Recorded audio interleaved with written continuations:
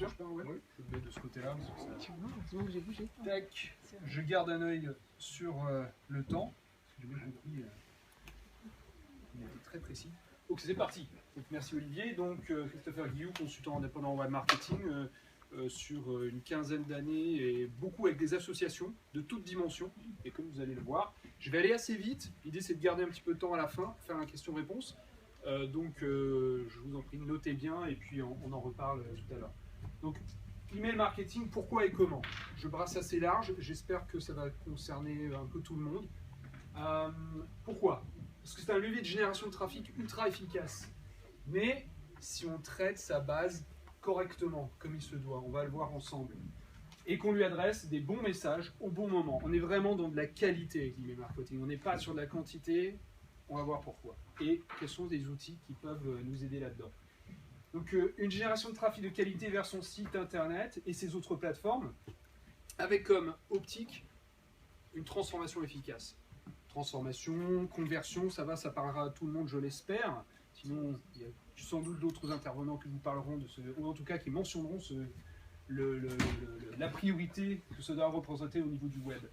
L'email marketing, c'est la plateforme la plus efficace. Alors moi je parle de donateurs souvent parce que beaucoup de mes clients ont des optiques de collecte en ligne, mais ce n'est pas une obligation. Les conversions peuvent être d'une autre nature. Mais dès lors qu'on construit sa base efficacement.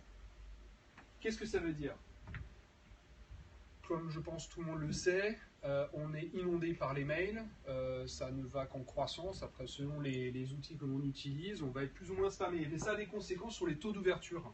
Ils sont en baisse, généralement. On n'est plus allé vers l'ère magique où tous nos emails étaient ouverts, ou alors qu'ils n'étaient pas classés systématiquement en spam, etc. Donc, il faut collecter des adresses de manière efficace. Ça veut dire quoi? Là, une liste d'opportunités. Tant que vous n'avez pas exploité toutes ces opportunités-là, vous ne pouvez pas vous plaindre de ne pas avoir assez d'adresses en base. L'inscription à tout moment sur votre site, alors je dis site, c'est toute opportunité de plateforme web, favoriser l'inscription.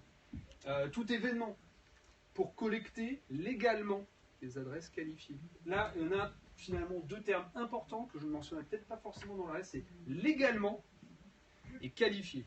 Des points hyper importants en termes d'email marketing. Légalement, dans le respect des règles de la CNIL, on est dans de l'opt-in. Je ne vais pas trop m'étendre là-dessus parce que c'est tout un sujet, mais à noter. Et des adresses qualifiées, ça veut dire pas n'importe quoi et pas n'importe comment. On est là pour se focaliser sur nos cibles, nos prospects. On peut élargir un petit peu, mais aussi de manière qualifiée. C'est-à-dire vraiment avec les informations qui vont nous permettre de leur adresser les bons messages au bon moment pour être quasiment dans une relation, en tout cas qui est perçue comme d'un...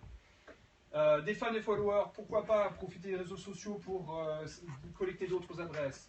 Tout support prime, toute opportunité, profiter des prises de position ou de pétitions pour favoriser l'inscription. Je mentionne Change.org, je ne le mentionnerai pas de nouveau, ça dépend un petit peu finalement des dimensions des associations, de leur type d'activité. Change.org en tout cas peut être une bonne opportunité pour collecter des adresses qualifiées.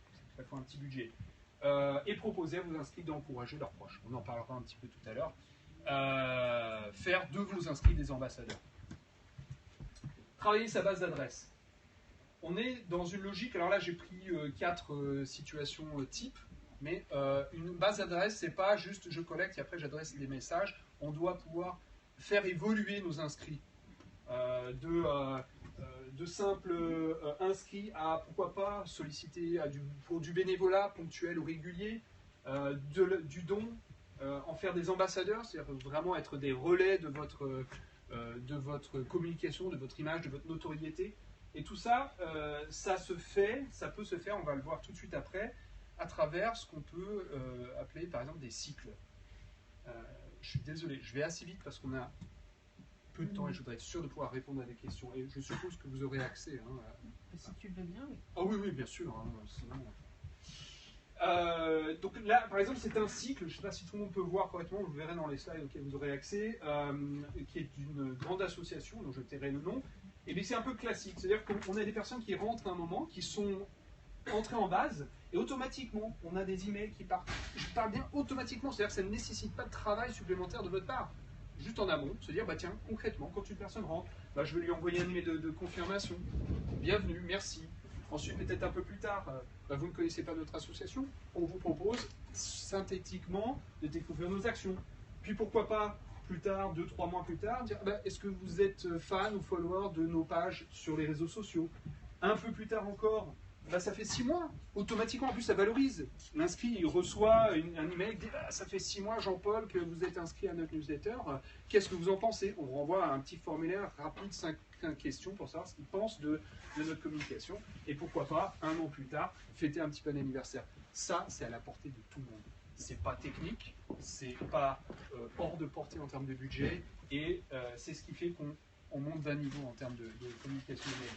Ça se fait notamment en ayant des informations. Là, je vous montre par exemple des exemples d'informations qu'on pourrait récupérer sur des inscrits. Évidemment, civilité, des prénoms, des codes postaux pour adresser peut-être une communication plus locale, une source d'acquisition, une région, est-ce que c'est un donateur ou non, des dates de don. Là, on était dans un contexte de don, mais c'était très intéressant, on va en parler un petit peu plus tard, etc., etc.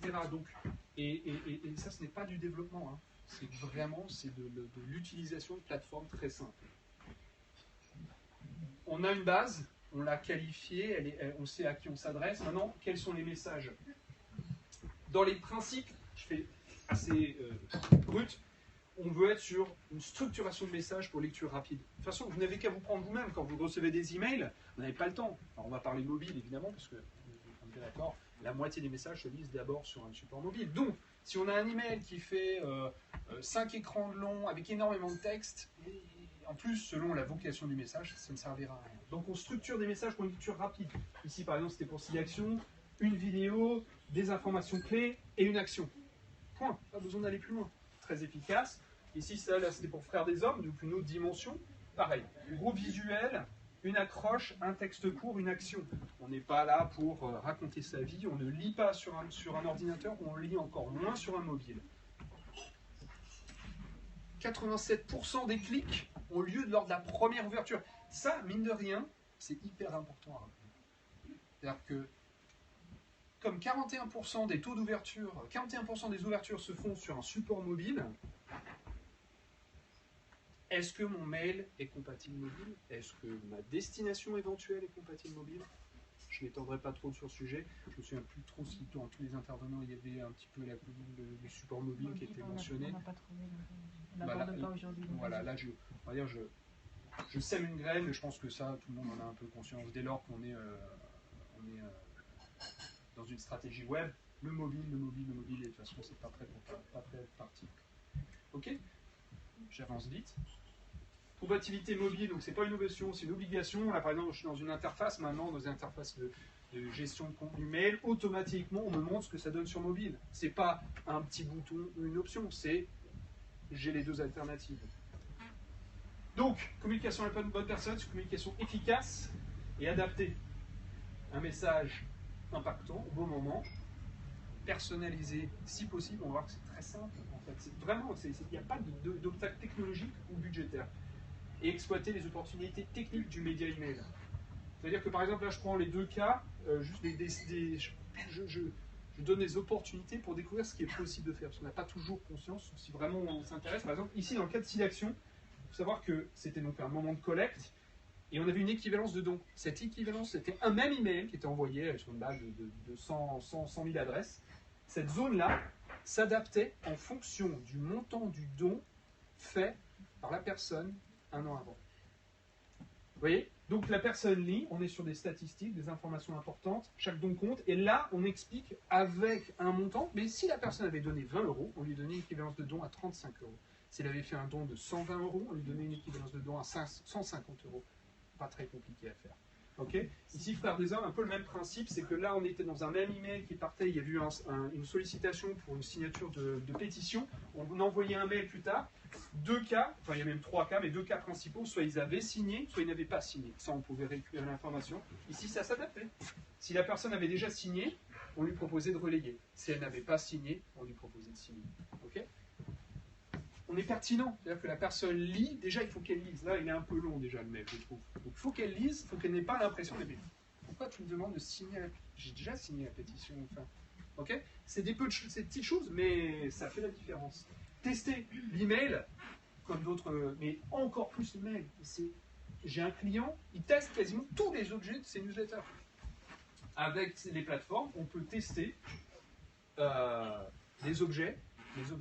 Les objets d'email, hein, c'est le goulot d'étranglement principal. C'est-à-dire qu'on aura beau avoir fait une super newsletter aux petits oignons super belle, si l'objet n'est pas bon, on est sur un taux d'ouverture à 8%, j'ai 90% de mes destinataires qui n'auront pas vu mon travail. Vous voyez? Donc l'objet essentiel, et on peut tester les objets, on a un doute, testons.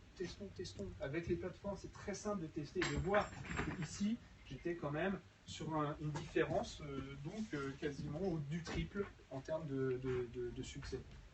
Donc quels sont les outils justement? Souvent, on retrouve des facteurs limitants et qui donnent...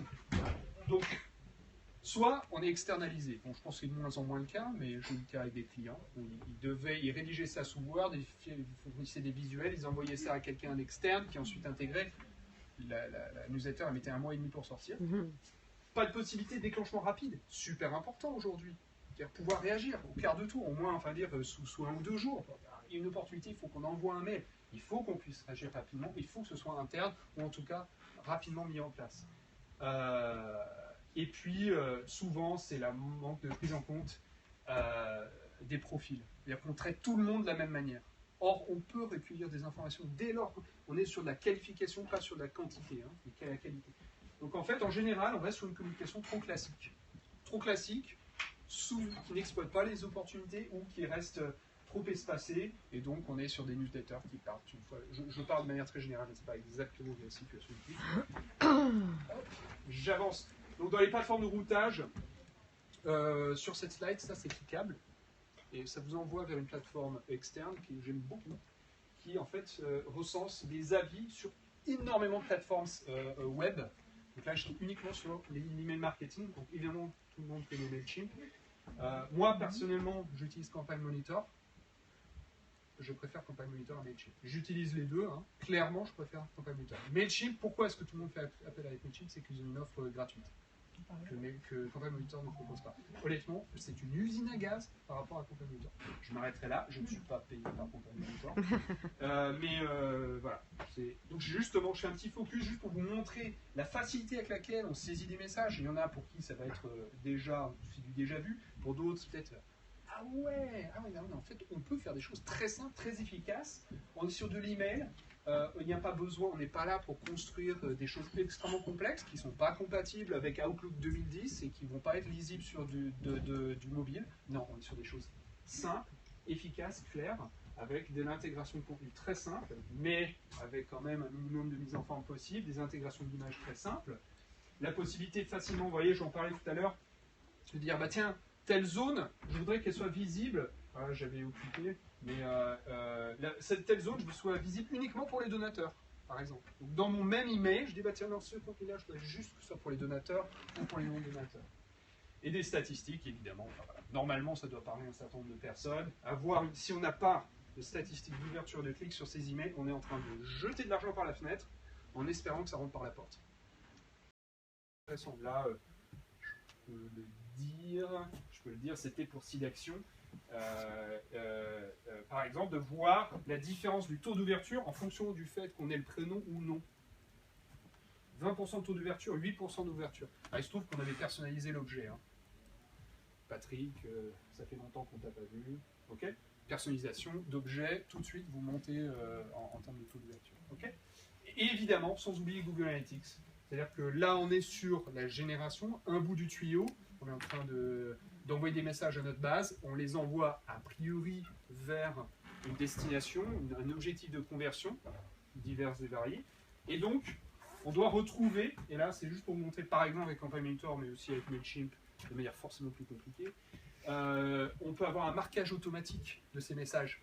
Hein, c'est-à-dire que quand on envoie une campagne, automatiquement, côté Analytics, je sais d'où proviennent mes différents visiteurs. Je peux voir en fonction de leur destination, de la provenance de la campagne, quel a été le succès, et éventuellement même jusqu'à la conversion, si j'avais des conversions de prévues.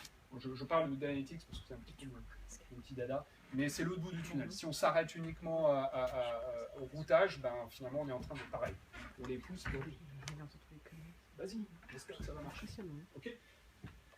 5 minutes de questions-réponses. J'espère qu'il y aura des questions.